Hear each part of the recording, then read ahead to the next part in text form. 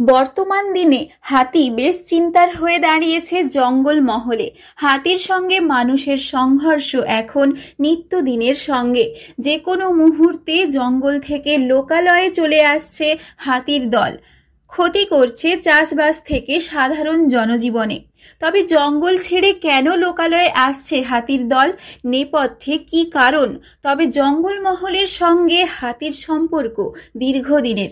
দিনকালে হাতিদের যে আনাগোনা, অর্থাৎ হাতি এবং মানুষের যে সংঘর্ষ, এই সংঘর্ষের যে ফ্রিকোয়েন্সি, এটা কিন্তু দিনকে দিন বেড়েই চলেছে। যাই হোক, এর যে প্রেক্ষাপট রয়েছে, অর্থাৎ দক্ষিণবঙ্গে হাতিদের যে আগমন, সেই আগমনের কিন্তু একটি বিরাট প্রেক্ষাপট রয়েছে। আমরা ইতিহাস দেখতে পারি যে দক্ষিণবঙ্গে কিন্তু হাতিদের আগমন 1987, তার আগে তেমন ছিল না।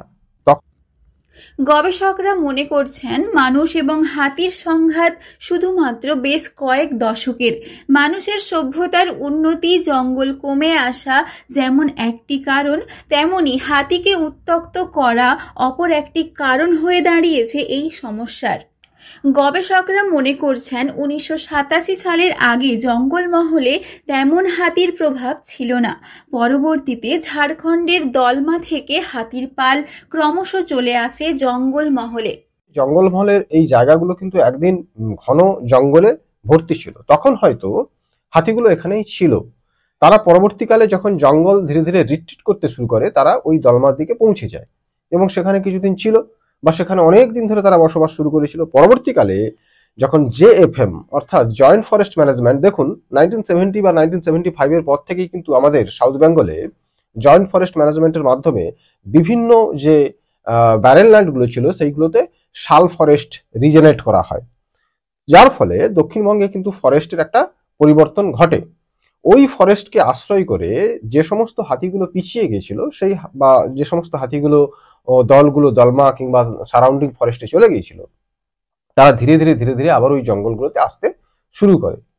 জঙ্গলমহল পশ্চিম মেদিনীপুর, বাঁকুড়া, ঝাড়গ্রামের এই জঙ্গলে সুন্দর হ্যাবিটেট থাকার কারণে ধীরে ধীরে এই জঙ্গলে থাকতে শুরু করে হাতির দল।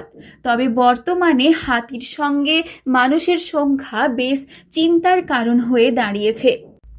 গত বছরে পশ্চিম মেদিনীপুর জেলায় হাতির আক্রমণে মৃত্যুর সংখ্যা বেশ অনেকটাই। মনে করা হচ্ছে জঙ্গলের স্বাভাবিক বাসস্থানে থাকা হাতিদের নিয়মিত উত্ত্যক্ত করা, তাদের স্বাভাবিক জনজীবনে ব্যাঘাত ঘটানো হাতির লোকালয়ে চলে আসার এক অন্যতম কারণ।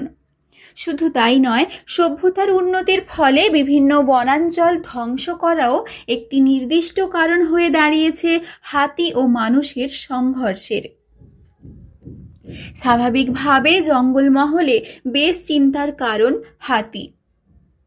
বেশ কয়েক দশক পিছনে গেলেই যেমন দেখা যাবে জঙ্গলমহলে হাতির সংখ্যা হাতে গোনা ছিল, এখন একসঙ্গে হাতির পাল বের হয় এলাকায়।